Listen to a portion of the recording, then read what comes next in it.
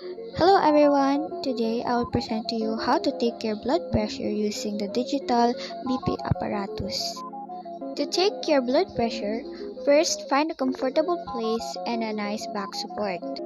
Before taking your blood pressure, you need to calm yourself down for like 3 to 5 minutes. After that, inform your client or patient that you are now going to take his or her blood pressure.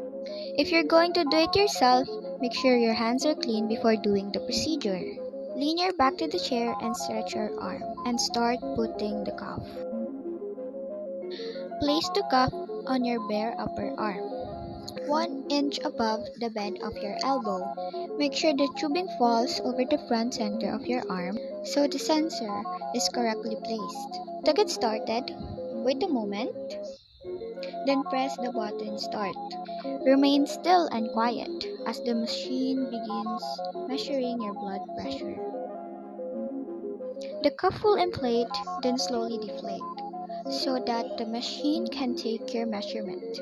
When the reading is complete, the monitor displays your blood pressure and pulse on the digital panel. After taking your blood pressure, record your numbers or record your information. I hope you learned something from the video.